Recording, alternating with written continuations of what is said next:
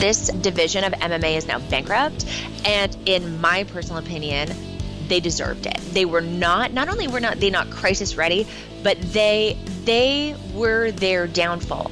Accidents happen.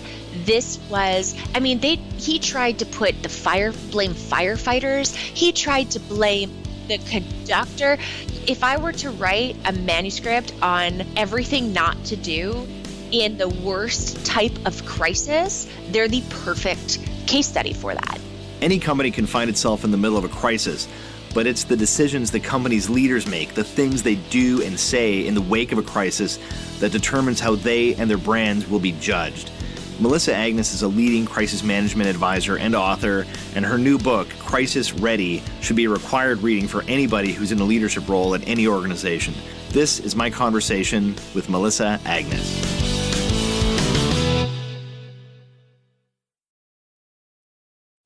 So I want to say thank you very much to Melissa Agnes. How are you doing? I'm doing so good, Warren. How are you? I'm good. Thanks very much. So I've seen on Instagram you've been pretty busy this summer, a lot of work, a lot of play. What have you been up to the last couple of weeks? I've had this the last couple of weeks. This summer has been pretty awesome and different from, I suppose, usual, which I'm going to have to figure out how to replicate. It's been this beautiful combination of just work and play. Like, for example, I was in Orlando a couple weeks ago for a gig. I drove 45 minutes to the city of Tavares after my gig to meet with the city to talk about their crisis readiness. And then I spent the next day in Tavares with a girlfriend where we, kayaked with the alligators, and I got to co-pilot a seaplane. And then we went on a pontoon ride in one of the most beautiful lagoons in the world. And then I flew home. So it's just like this beautiful hybrid of work and play, which work is my candy and play is always rejuvenating. So the summer has been fantastic. You sound pretty excited, so that's great. Wanted to say thank you for making the time to chat. I know you're extremely busy, and wanted to congratulate you on the book. So this is, how long has it been since it was actually published and kind of hit shelves? March 20th. So the process of writing the book, I'd like to get into the process, because we had a chance to talk a couple months ago, and you talked about writing this book and how much you enjoyed that daily process and that grind of taking everything from your head and kind of putting it in these pages. And then you said after it was done, you felt kind of sad. Can you explain a little bit of that, what that means? For me, I love writing and I love serving and I love the work that I do. So the book was my way of giving everything to organizations, because the reality is that I can't work with every organization, and yet every organization should be crisis ready and therefore should have brand invincibility or build brand invincibility. So my discipline was, I think it took me about 6 or 7 months to write the book. Solid. Bad. And not too bad. I mean, I had it in my head. Chapter 7, which is an 11,000 word chapter, took me a month of frustration, just because it's so complex. And how do I put something that I don't see in a linear fashion into a linear fashion and in a comprehensible and engaging and fun way? But my discipline was, I wrote from 8:30 a.m. to noon 30, p.m. every day, 7 days a week. Some days were more, some days were less, but that was my discipline. And absolutely, when my publisher at one point, he was like, Melissa, some authors are scared to send to print. And I was like, no, Naren, I'm going to miss the process. Like, I knew it was coming to an end, and yeah, it was. And then it gets released into the world, and it's like this whole other realization when people start tweeting to you that, look what I found in my mailbox today. And it was like, holy crap, this thing that was mine. Yeah, this thing that was mine that I worked so hard on is now in other people's homes. And wow, that was kind of like this surreal realization. So you talk about chapter 7, it's called When to Talk and When to Shut Up. Why was that so difficult to get on paper? Because crisis communicating effectively in times of crisis is so multifaceted and nuanced. And for me, so the analogy that I used in the sense of like how I see crisis management and issue management is, or crisis readiness is, picture taking a 2,500 piece jigsaw puzzle with tiny, tiny, tiny, tiny pieces, and taking that box filled with all of the pieces and throwing it into the forest, and then having to go and find every single piece. Once you have every single piece, putting the jigsaw puzzle together. For me, I just see the pieces and put them together. Like, I see how the whole thing works. That's the way that my brain functions. So taking something that's so complex and so nuanced and so multifaceted, and so all of those pieces, how do you take all of those pieces when for you, you just see it, and create it or put it together, put the jigsaw puzzle together for others in a way that's going to excite them and empower them and give them all of the pieces in an interesting linear fashion. And that linear piece is, I think, the most complicated, because I don't see it. I see it in a million different, roots. Those roots just come together. So how do you do that? So yeah, and out of a 63,500 word book with no words of fluff, in it, an 11,000 word chapter is significant. That's a big one.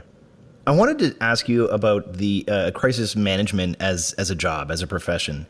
I think there's a little bit of, glamour attached to it in some cases. I was giving a talk at college a couple years ago, Seneca, and the topic was crisis communications. And they had a bunch of us sort of, the older folks who've been doing this for a while in the room. And we talked to some of the students. And I don't know if you remember being that sort of naive and fresh and energized, and these students just waiting to get out there. And obviously jobs are a big thing on their mind. And I said, the first thing I said when I got up is I said, how many of you in this room think you want to work in crisis communications or crisis management? And like 80% of their hands shot up. And I just said, you stupid, stupid people. Good for you. Obviously I was joking, right? It was sort of tongue in cheek. But I wanted to get the discussion, and so then I asked them, like, what do you think this job is like? And they were clearly thinking that it's kind of like Scandal, or it's like CSI, and it's this really fun, and you're jet setting off to these different places. And obviously I can hear the passion in your voice, and there's certain people who really kind of get into this. But do you want to kind of dispel some of those myths or talk about the difference between reality and TV? Yes, please. So I recently put out a video that's double the length of my typical video. So it's 10 minutes long, because I'm so frustrated. I'm so frustrated with the fact that you're absolutely right, that crisis management, crisis communication today, if you're a PR professional, for whatever reason, you think that you can do crisis communication, and that is the whole picture. And I'm not just picking on PR professionals. I'm like, and students, I get contacted by students on average 5 times a week, talking about it, so much so that I have a page on my website dedicated to them with like answers and this community thing. And the reality is that, so the frustration on my end is that since the book has come out, keep getting met with more and more organizations coming to me with one of 3 grievances. And it's either we had a crisis or a viral issue. We were given very, very poor advice. And as a result, we are managing long-lasting negative impact on our organization. The second is we've hired a firm or a consultant to, build out our program, and here's what they're doing.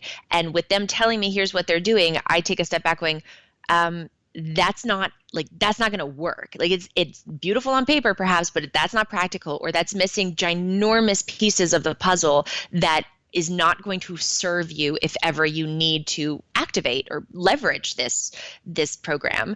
And the third is organizations that know they need to be crisis ready, but they hinder their own readiness because of poor experiences in the past, and they're very they're turned off by it because they weren't served properly. And I also know that, once upon a time, social media marketing was the big buzz, and everybody wanted to do it, and everybody was excited about it. Or, personal branding was the big buzz, and everybody wanted to do it. Now it happens to be crisis management, crisis communication, for a myriad of reasons that we don't have to list. But the difference between this profession and others is that our responsibility and the risk attached to the work that we do is more than significant.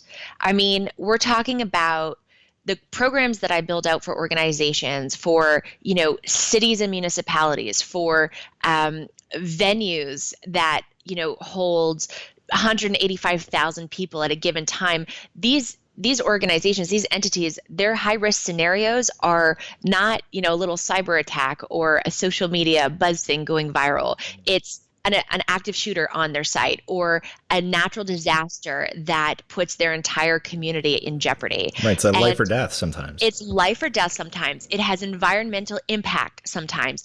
And then not just that, but if you give poor advice, even if it's not life or death, it's the reputation and the ongoing reputation, livelihood of employees. If an organization suffers long-term material impact, there's going to be layoffs.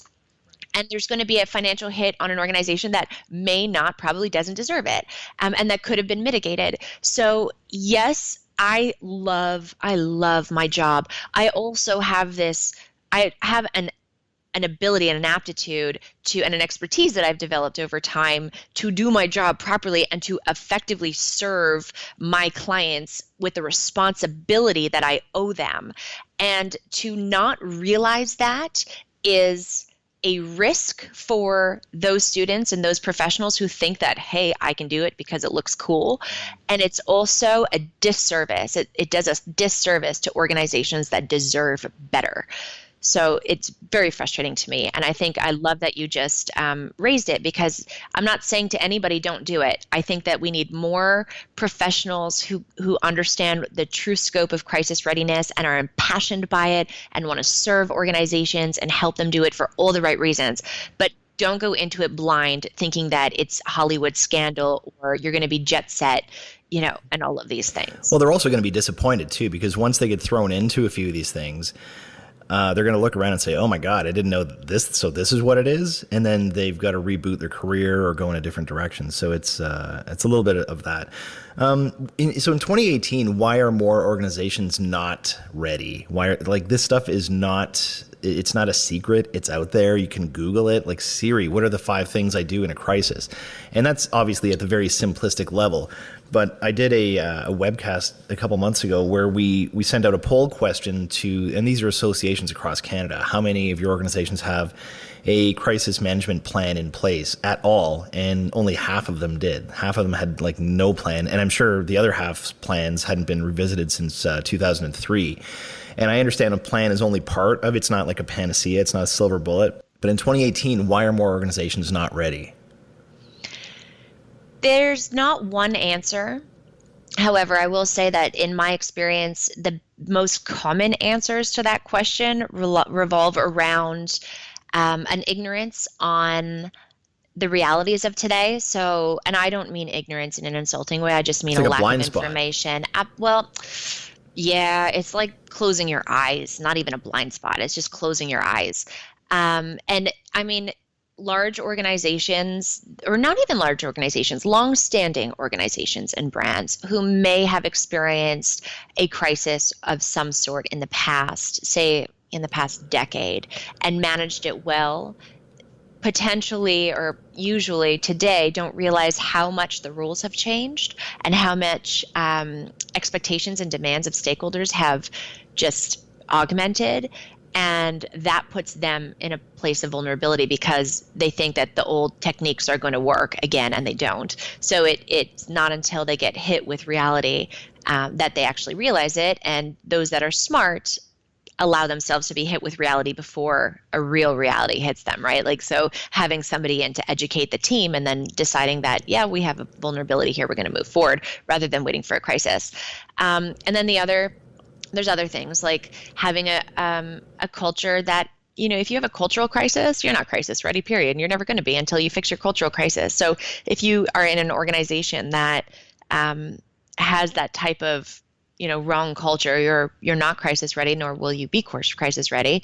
So there's a myriad of different reasons, but I would say naivety, ignorance, and a reluctance to see risk and the truth of that risk are probably those top 3 reasons. So coming out of that, you say in the book that there's no such thing as a regional crisis anymore because of social. So there might be, and we've seen examples of a small business or an individual in one little corner of the world says something that for whatever reason, if it's tone deaf or it's just the wrong time or it gets amplified by an influencer, and that can be career ending or business ending. We saw with Union Street Guest House. Another example in your book, this boutique hotel that started charging people $500 if they leave a negative review online. And the backlash against that, I think it was like a Page 6 story. And then a couple of years later, the place is shut down. And, the reality is that, so the reason that there's no such thing as a regional crisis anymore is that everything is published online, like it or not. Everything is published online, even if it's, just it stays regional and your local media picks it up, well, they're going to publish it online also. So, and the second that anything is published online, its reach becomes instantaneously global. Now, that doesn't mean that you might not have a regional crisis and it may not stay regional. What I mean by there's no such thing as a regional crisis anymore is that we have to look at the bigger risk and the bigger probability. And what does that, even if you manage, whether you manage or mismanage a regional crisis and it doesn't expand past, to further reach, that doesn't mean that in the future, a prospective investor or a future client or customer isn't going to research your company or your organization, as they most certainly will, and find evidence of that. And then how you managed it may make or break that investment or that, acquiring that customer. So that's what I mean by, and it's important for organizations to understand that full scope and impact of an incident is magnificent. It's not necessarily contained unless you contain it by being crisis ready. So I want to get your opinion or your sort of just gut reaction to a couple situations that have taken place in the news over the last little while. Did you see the Amazon Prime situation? In the first 2 hours of Amazon Prime Day, which is their biggest sale of the year, their whole operation went down, their website went down, Alexa wasn't working, and then there was I kept checking their Twitter page, like, is there anything, like, there's no comment, there's no apology, there's no acknowledgement, there's nothing. And then about 2.5 hours after, they came out with this little announcement. I don't know if you saw it, but they came out with this little thing. It looked like something Donald Trump would have written, because it said, while some people are having issues, completing their deals, millions of Americans have, and we've actually exceeded our numbers for the first hour from last year. Goodness. And that was it. No apology, no context, and that was it. And so they got everything up and running, and I'm sure Amazon as a brand will continue. But you think, it reminds me that access to money and being one of the biggest companies doesn't make you good at this by default. You know what I mean? No, it doesn't. And actually, Amazon, being an author, and dealing with Amazon on both sides of the coin, so as an author and as a consumer, the consumer experience is very different from the author experience. The author experience is extremely frustrating, and was especially at the launch of the book. But you're absolutely right. Just because you're a big brand doesn't mean you're crisis ready. And it seems that their response to that incident was to defend and prove something. And while that type of communication is ideal for investors, that does little to validate what, thousands of people went through as a result of their whole machine going down. Mm-hmm. One of the examples that I always use in my media training sessions, because I tell people this is the worst set of media interviews that I think I've seen. And if you've seen some worse ones, let me know, because I'm always looking for new content. But for me, and there's a bunch of reasons why, it was the Lac-Mégantic train derailment and explosion from 5 years ago in July. So there was a whole bunch of reasons that I thought it was especially bad. It was the number of people who died. It was the amount of time it took the company to get on the ground. It was the awful series of interviews that the chair of the board gave, where he kind of that he said, I'm a victim too. There was no apology. Again, there was no empathy. It was just, I'm a victim. I've lost a bunch of money. And you look at that and you think, how could this guy? I understand some people would say, I don't need PR people. I don't need handlers. I'm just going to go there and just tell the truth and try to help.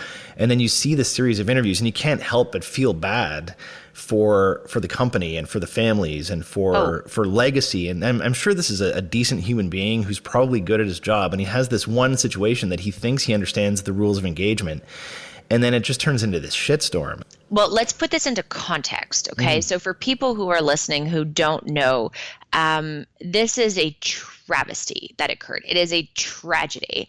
One of their trains derailed carrying crude oil and just derailed straight into the heart of this small town in Lac-Mégantic and exploded.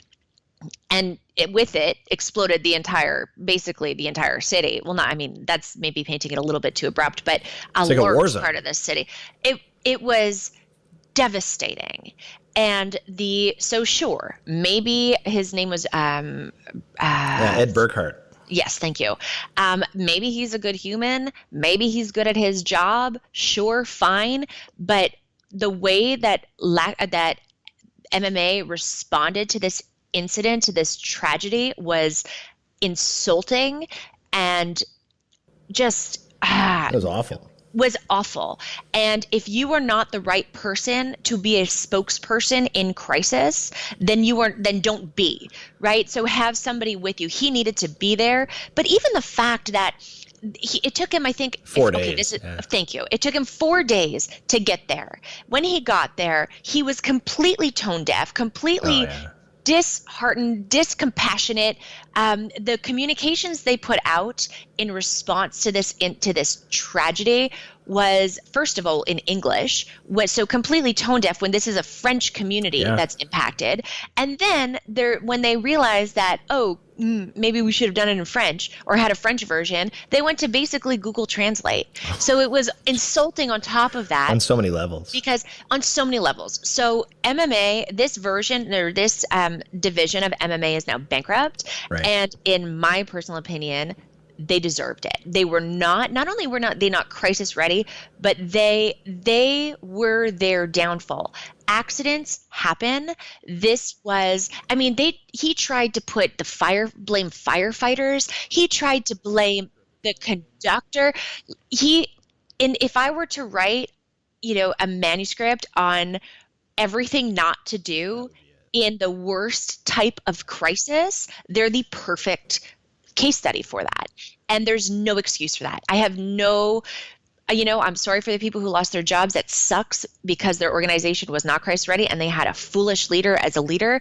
But it was unacceptable the way that they, just even the lens through which they approached managing this. I feel like calling it a crisis is an injustice. This tragedy, accidental tragedy, nobody's fault per se. Things happen, but that is not the way to respond and react when this type of thing happens.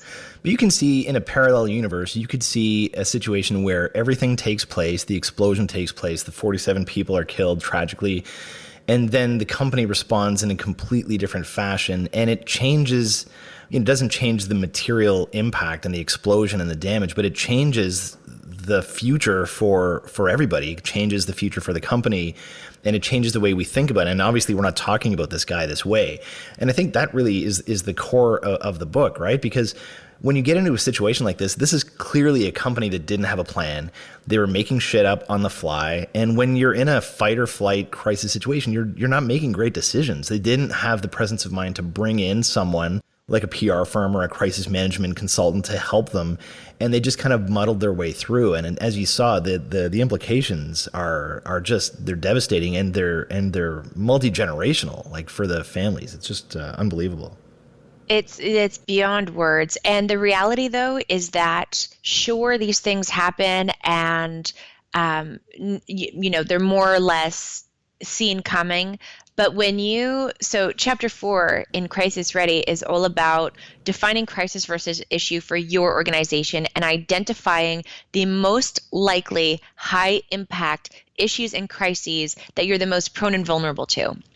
This is essential when you are a train carrying, or a railway, and your railway carries crude oil through towns, this is a high risk scenario, one that you pray every day never occurs, but it's still a high risk scenario. So, high impact, most likely type of incident to occur. So therefore, there's no excuse to not have been ready for it. And this is not even, it's not even out of the realm of the imagination. Like if you run this railway and think, what's the most awful but most likely thing that could happen, that's one of them. It's just crazy. So I want to switch tracks and talk about tracks, pun not intended, and talk briefly about United Airlines, because this is one that I think this, to me, this is one of the lines that I use. I don't know if you agree with this 100%, but I say to people 5 and 10 and 20 years later, it's not necessarily the thing that took place that people will remember. It's going to be the way that you handled it or the way you responded to it. And United Airlines is one of the examples of that for me. So we go back to 2009, and they break Dave Carroll's guitar. He writes a song about it and gets a new career out of that whole, like, he's now doing speaking and he's an author and all those different things because of the way United Airlines handled that. And I think at last check, that video of his song United Breaks Guitars has like 15 million views, which is mind-boggling. And that was one of the real first ones where the consumer kind of fought back against the big bad airlines. But then we saw the one where, and this is detailed in your book as well, when they were dragging that doctor off the flight and sort of assaulting him, and everyone had their cameras out. And United Airlines market cap went down $1.4 billion in the next 2 days because of the way, well, first of all, what happened, but then the way they handled it. And what I read somewhere was that the amount of market cap they lost, they could have bought every passenger on that jet their own jet. So what could they have done? And the apology, the first apology, I believe, if you recall, was, we're sorry we had to beat this guy up, but if he hadn't been so belligerent, we wouldn't have had to. So comedy of errors. Oh, yeah. And so let's first say that you said, had they responded appropriately or had the situation not happened, something like that, the situation could have happened. And had they responded appropriately, their market cap wouldn't have suffered. So it really was all in the response. However, with United, what's interesting to me is that they have a cultural crisis. And those are the most challenging types of crises to overcome because they run so intrinsically deep. So first of all, the incident never would have happened had, one of my crisis ready rules is people above process and bottom line always. United tends to have a culture that puts process and bottom line above people always. I believe that they're starting to shift this, so time will tell. But up to date, currently, and in historically, this is their culture. So therefore, they have their flight attendants, their personnel are not empowered to make smart human decisions in a moment. They are enforced to follow protocol. They followed protocol. Protocol led to this. And so that's one thing. That's the biggest issue. So I'm always talking about going deeper into, that's why I don't like the term social media crisis, going deeper into what the root cause of the problem is, or the incident is. That is the root cause of the incident. The way that they responded just proves point to their cultural crisis. I mean, this is an organization that hits viral issue after viral issue after viral issue because they have a cultural crisis. So you'd think that they'd be pros at it by now, never mind pros at mitigating, but pros in responding.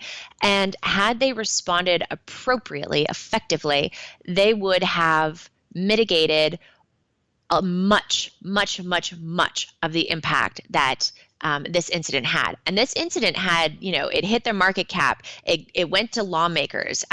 Something like 41 Democratic, Congress people called the CEO.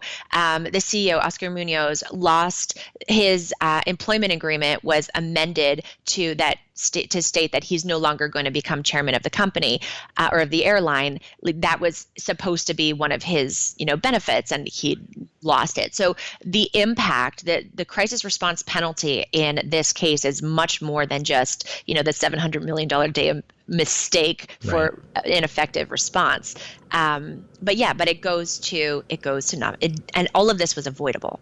I'm surprised he's still there. Because you had 3 of them that were kind of close together. There was the woman with the leggings, and they beat the guy up on the plane. And there was another thing, and you just think, how is he still the CEO? I don't know. I think that it comes down to the board, I guess. It comes down to the board. It comes down to the fact that there is a cultural crisis. I do want to have faith. There's something about him that I feel has hope. I just want to see. It's not like Uber. Right. The founder of Yeah. Uber, I've said for years, he is the crisis. Like, why the hell is he still there? And until they removed him, that's when They the were not going company to fix that. Yeah. no, ever. With Munoz, I think that I feel that there might be hope. I don't know him personally. I haven't worked with him.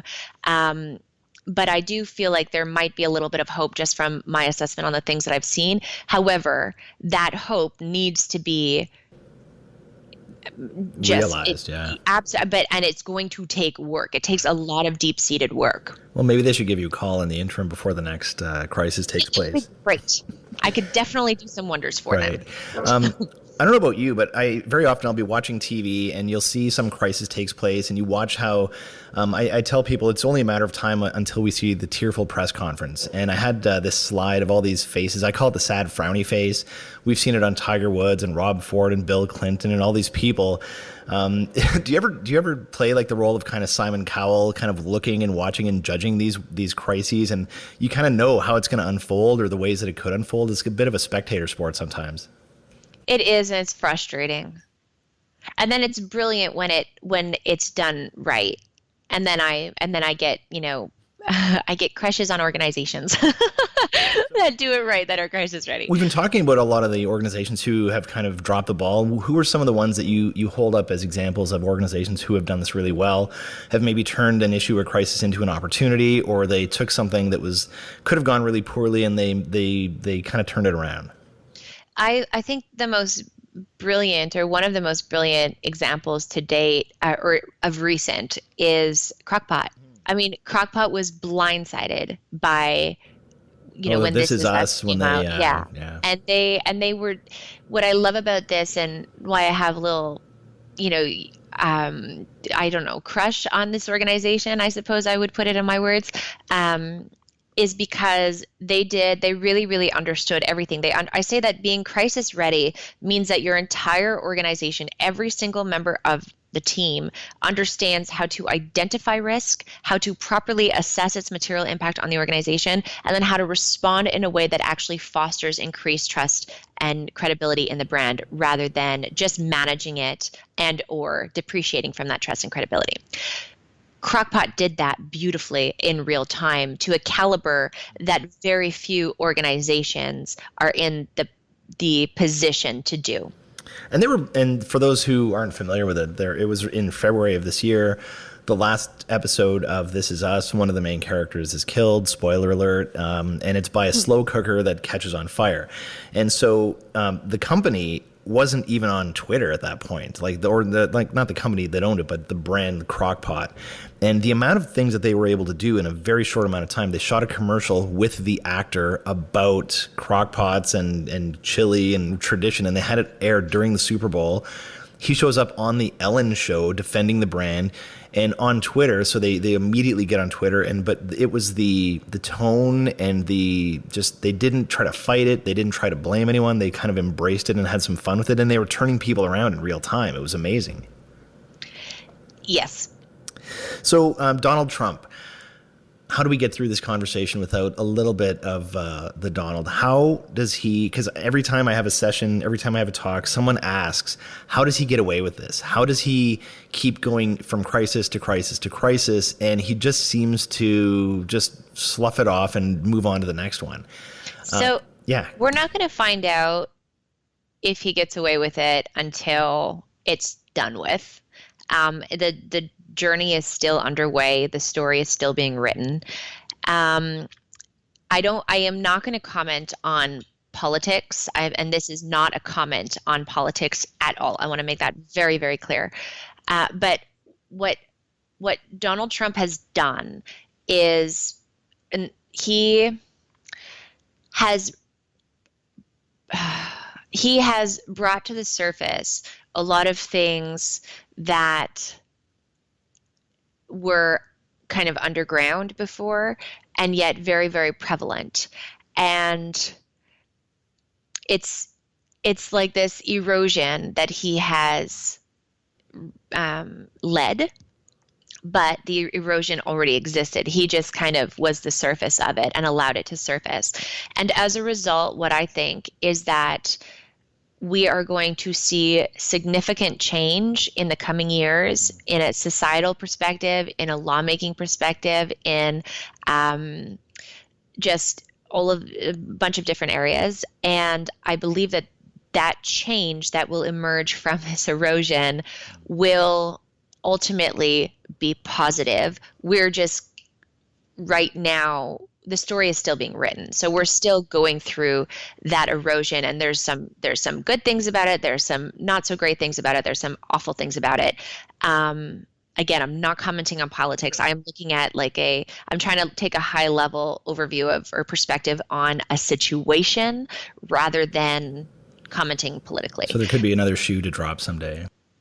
No, I think so. I think that life goes in cycles, and one thing, like him, dislike him, one thing he's done is he's brought to the forefront a lot of issues that were being neglected or society was being blind to.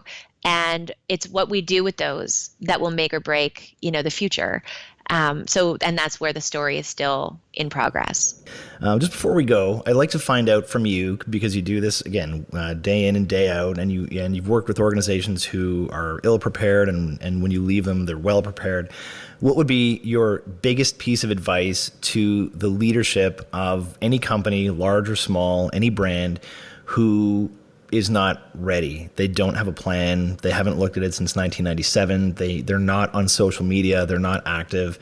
And in a world where this can happen to any company, and it doesn't even need to be your fault anymore, it could be something that happens from one of your customers or a supplier or just sort of out in the world. What's the biggest piece of advice you would want those people to know when it comes to making their brand crisis ready? Honestly, with the way that you framed that question, my answer is to pick up my book. And I am not saying that in a self-promotional way. I did not write the book. Trust me, I don't make money off of the book. I put too much into it. It cost me too much money for me to actually make really a profit off of it. But I give it all in the book. So if you're in a leadership position, whether you're a solopreneur or, leadership and you lead an organization of, 10,000 plus employees, you need to start evaluating where you sit on the spectrum of crisis readiness and figure out your immediate next steps, so that if you are blindsided by a high-risk scenario that was either predictable or not predictable and you are not ready for it, that you want to be ready for it. You don't want to be the next MMA rail. You don't want to be United. You don't want to be these organizations that suffer as a result. So, and the only reason I'm saying that is that the real answer to your question is figure out where you are on the spectrum of crisis readiness and take the immediate action that you need to take, because every organization is at a different point on that spectrum. And the reason that I'm saying my book is that it gives you that roadmap to do that. And again, this is not a plug. This is the book was written to serve, and it will serve if you pick it up. Well, I think one of the comments you made when we chatted a few months ago was that you wanted to write the book that you wish had existed when you were learning about the industry. I wanted to write the book that should have existed a long time ago, and I did. So go use it. Thank you very much for your time. What's the next book? That is still being strategized. All right. We'll stay tuned. Thank you very much. All the best for the rest of the summer, and we'll talk to you soon. Warren, always a pleasure talking with you. Thanks very much to Melissa Agnes for sharing her time and expertise with us. To connect with her, check out the show notes at weeksmedia.ca and click on podcast. And if you like this episode, please take a few seconds to rate the show on Apple Podcasts. It means a lot, and it'll help other people find the show. In the meantime, thanks for listening, and we'll see you next time.